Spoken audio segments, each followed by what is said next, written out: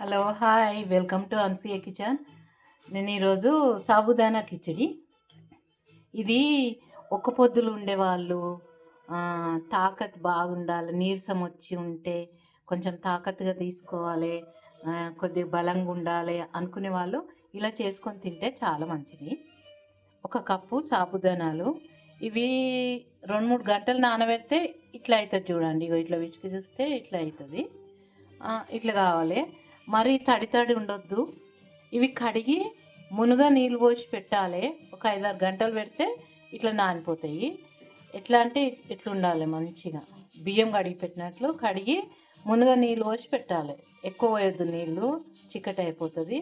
ఇవి నానబెట్టినవి సగ్గుబియ్యం, నానబెట్టిన సగ్గుబియ్యం. ఇది కచ్చపచ్చ చేసుకున్నా నేను. పల్లీ పౌడర్, పల్లీలు ఒక 2 తిరుగులు తింపిన గ్రైండర్లో గిర్ర అని. ఇక్కడ నూనె పెట్టుకున్న తగుపడ, ఒక ఒక టేబుల్ స్పూన్ నూనె. ఏం లేదు, చాలా ఈజీ, చాలా కమ్మగా ఉంటుంది. ఇది ఒంటికి కూడా చాలా మంచిది, హెల్దీ. జీలకర్ర, 1/2 టీ స్పూన్ జీలకర్ర, 2 పచ్చిమిరపకాయలు, కొద్ది కరివేపాకు, ఇంతే. కావాల్సిన ఉప్పు, దానికి తగుపడ ఉప్పు వేసుకుందాం. ఇప్పుడు ముందు ఇట్లా కలిపి పెట్టుకోవాలి. మనం ఒక 2 టీ స్పూన్లు పల్లి పౌడర్ వేస్తున్నా, 1/2 టీ స్పూను దీనికి తగుపడ, 1/2 టీ స్పూను ఉప్పు. ఇట్లా కలిపి పెట్టుకోవాలి. ఇట్లా కలిపి పెట్టుకుంటే మంచిగా కలుస్తుంది. చూడండి, ఇలా కుదిర్చి పెట్టుకోవాలి. కావాలంటే కొంచెం మీరు కారం ఎక్కువ తింటే కొద్ది కారం పొడి కూడా వేసుకోవచ్చు. నాకైతే కారం పొడి వద్దు, కారం పొడి లేకుంటే తింటారు మా దగ్గర అయితే. ఇప్పుడు ఈ నూనె వేడైంది, దీంట్లో జీలకర్ర, పచ్చిమిరపకాయలు, కరివేపాకు వేసేసుకున్నాం. ఈ జీలకర్ర కొంచెం బ్రౌన్ కలర్ కాగానే ఈ సాబుదానాలు దాంట్లో వేసేయాలి. ఉప్పు కూడా వేసినా కదా, ఇప్పుడు ఉప్పు వేసే అవసరం కూడా లేదు.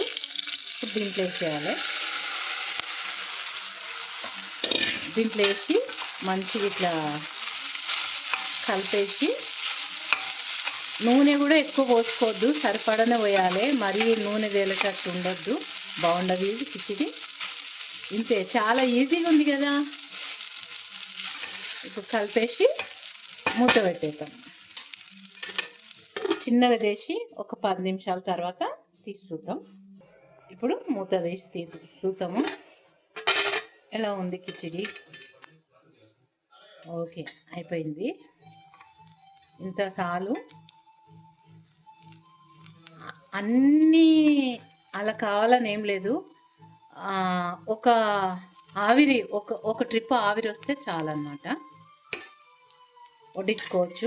కొత్తిమీర ఉంటే కొత్తిమీర వేసుకొని వడ్డించుకున్నాడమే. నేను కొత్తిమీర ఏం వేయలేదు, కానీ ఇప్పుడు వడ్డించుకుందాం.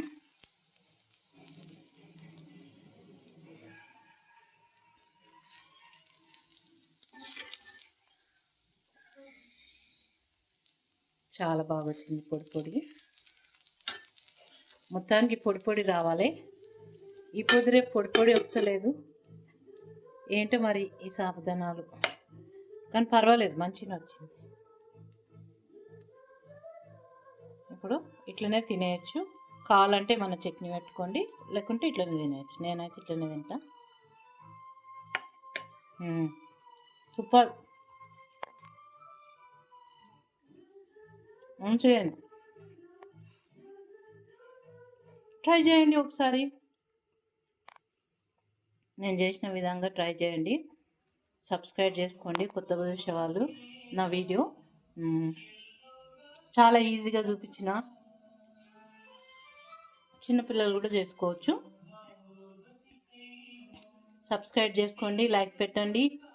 ఎలా ఉంటుందో చేసుకొని తిని చూడండి. మీరు ఒక్క పొద్దులు ఏమన్నా బయట పోయేది ఉంటే అట్లా హాట్ బాక్స్లో ఇలాంటివి పెట్టుకొని పోయి తింటే చాలా తాకత్ ఉంటుంది. అంటే నీరసం రాకుంటుంటుంది. ఒక పొద్దులు ఉన్నప్పుడు తింటే చాలా మంచిది. శివరాత్రి అప్పుడు కొంతమంది శనివారం ఒక పొద్దుంటారు, కొంతమంది మంగళవారం, శుక్రవారం ఒక పొద్దులు ఉంటారు కదా. ఒక పొద్దుల వాళ్ళకి చాలా పనిచేస్తుంది.